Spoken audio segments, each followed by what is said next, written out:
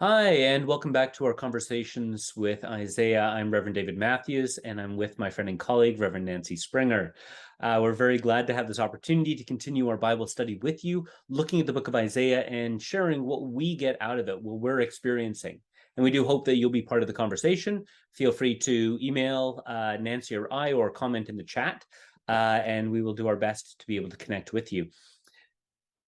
Today, we continue on with Isaiah chapter 57, continuing with verse 14, as we broke this chapter into two parts.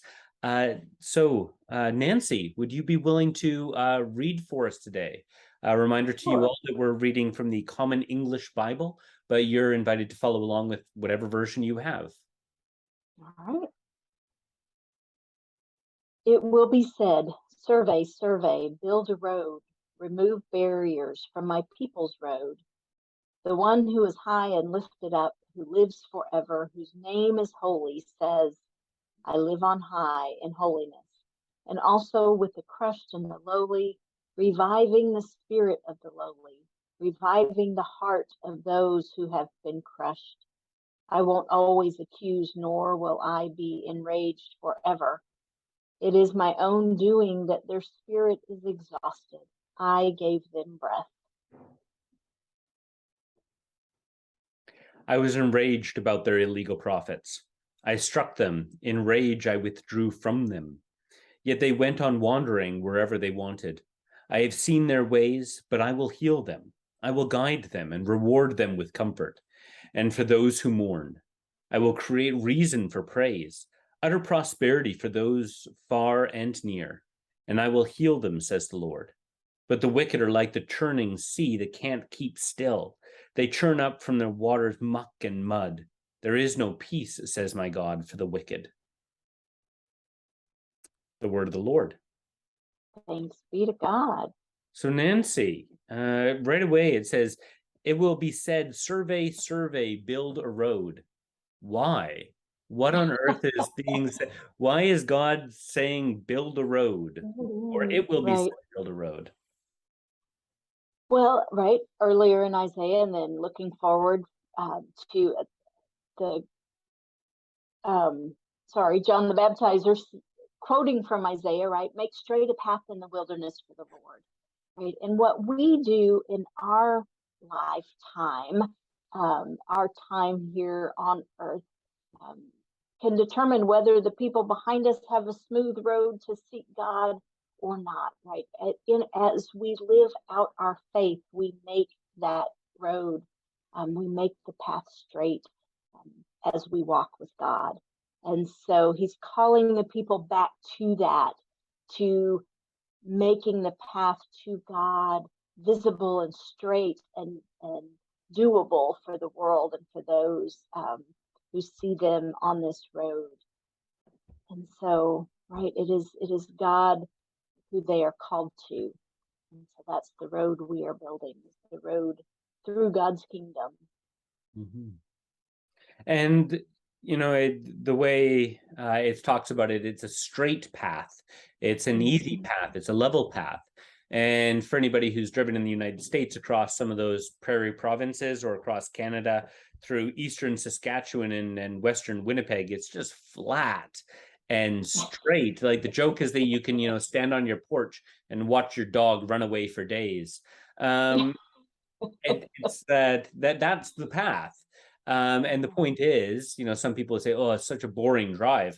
Yes, but you're not likely to get, there's no place for robbers to hide on the path. There's no place for you to, for the path to be broken and for you to fall into. That's the kind of path that is being referred to here. So that's the benefit of the path. And ultimately it gets you to where you want to go. And it's clear where the path is going. Right. So that's sorry, go ahead. Say it is on this path that we, as we both make the path, and we also encounter God on the path. We make the path to God, and we encounter God on this path. And God is coming and saying, "I want to make things better." Right? He will. We ended the previous section in this chapter, with God saying to the people who have rejected him and he's closed his eyes to, that is, if you just turn to me, I will receive you again. And this is more of that, right? God says, with the crushed and the lowly, reviving their spirit and reviving the heart of those who have been crushed, right? When we are just wearied by all the struggles of this world, we have that invitation from God to say, come here to this path. It's much easier. It's much better. And so God will, whenever we choose to turn back, regardless of what we have done and what other paths we have attempted to climb, God is going to receive us and forgive and welcome in our exhausted spirit, right? Our spirits are exhausted because we are trying to do life differently than what we are created for. And that's an eternal and that's an eternal struggle between ourselves. And how long can you actually survive? How can you find happiness when you are at war with your very DNA, when you're at war with yourself? There are many different autoimmune diseases that's exactly what's happening, is your body is actually turned against itself. And for those people, they find that is a very hard way to live. And that's what it is to turn away from the call of God in our lives, is for us to declare war on our very selves. Right. Yeah, that's a great way to put it. And so, God, it says plain out, right? I was enraged and I struck them and I withdrew from them, and I've seen their ways. Yeah. I will then heal them, right?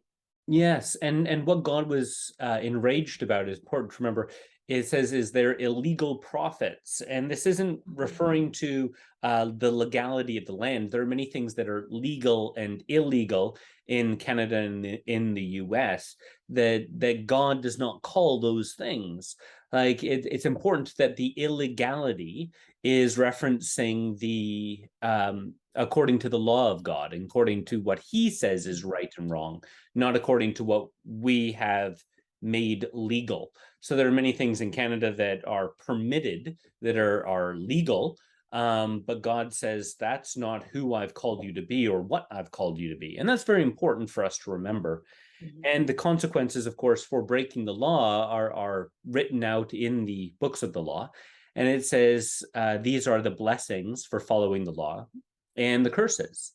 And in some of the curses, it talks about the land will dry up. It talks about how the animals will turn against you. It talks about how you will toil in the land, and the land will not release its fruit. So you won't be able to actually grow your wealth at all.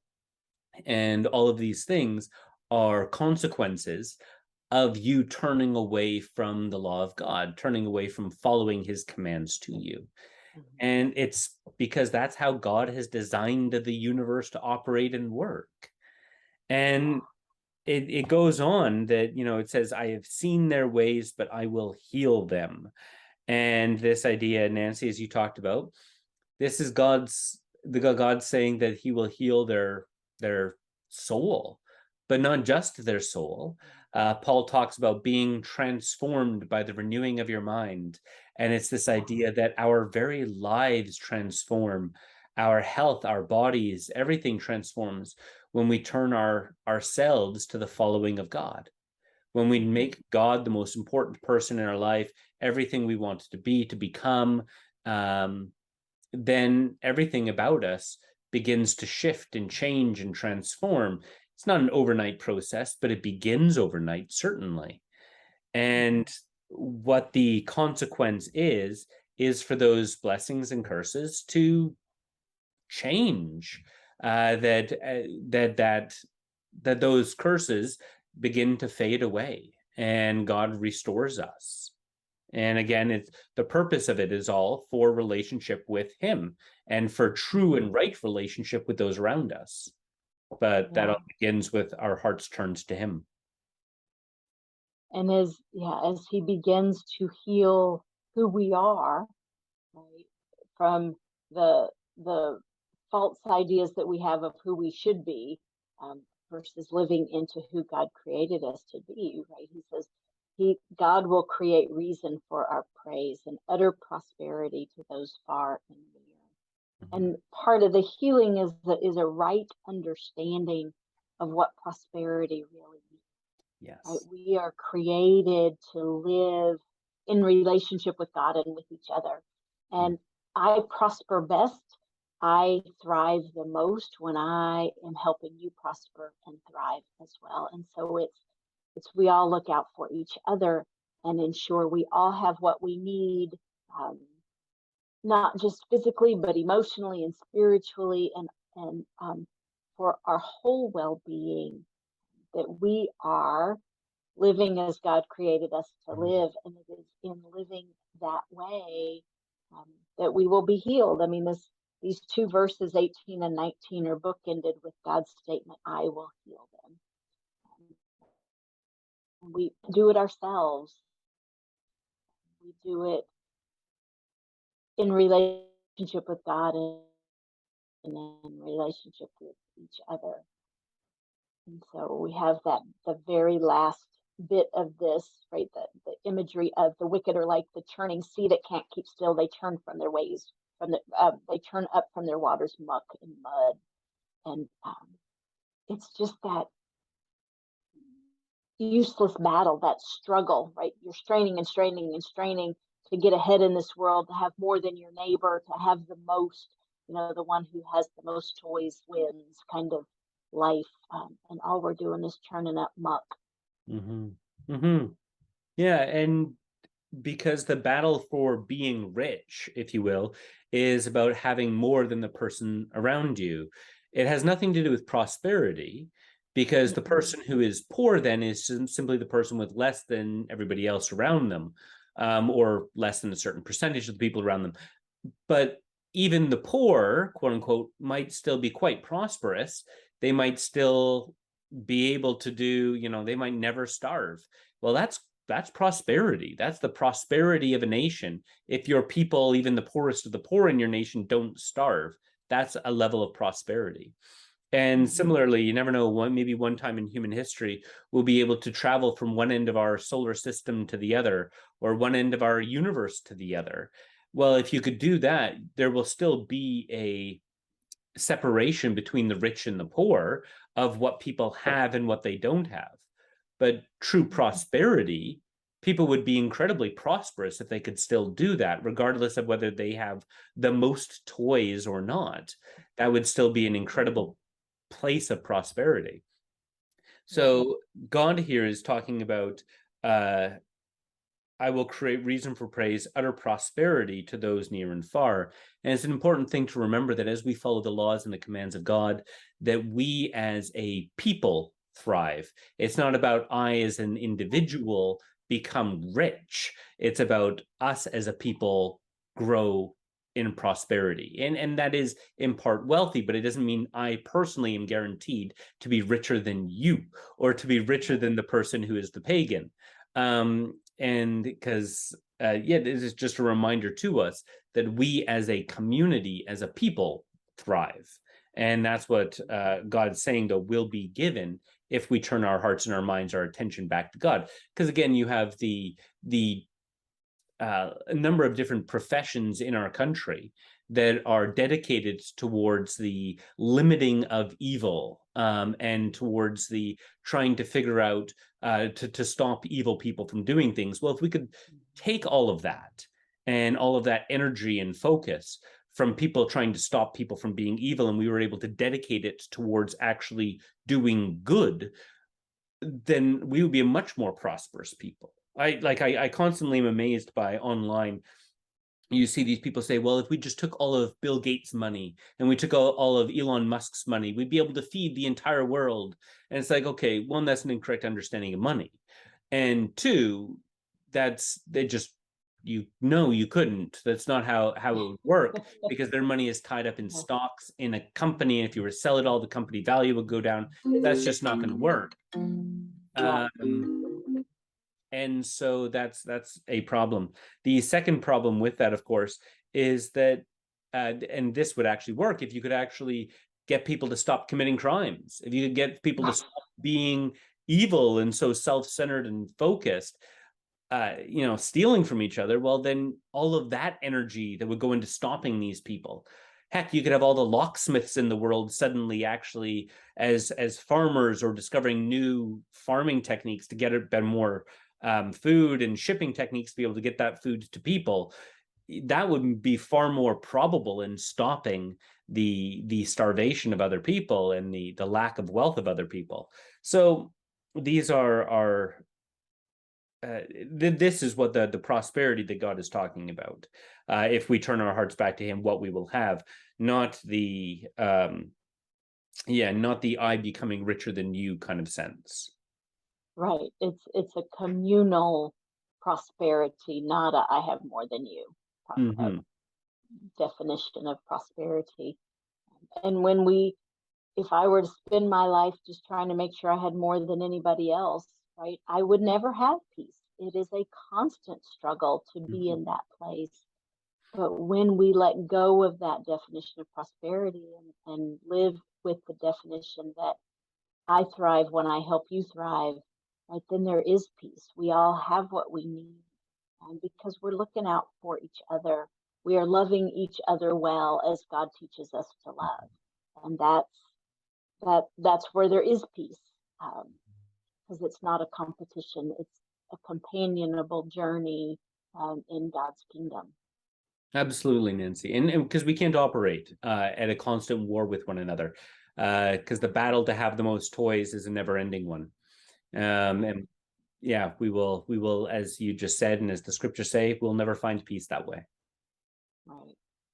All right. So, Nancy, All is there right. Well, anything else David, from this section that you want to cover or touch on? I think we're good. How about you? Anything else you want to point out? No, I'm good. I think that's what I captured out of the book, out of this chapter in Isaiah, and Yep. I am excited to hear where Isaiah is going with this. We've seen recently him talking about, again, focusing on trying to get people to turn their attentions back to God, talking about the problems, and again highlighting the blessings and the curses, and trying to help Yeah. people to see the prosperity that exists within the person of God and what He's calling us to. So we'll see where we go. See what's next. Okay. Well, God bless. Thank you for joining us today, and we'll look forward to continuing our conversation next time. Bye bye. Right. Bye.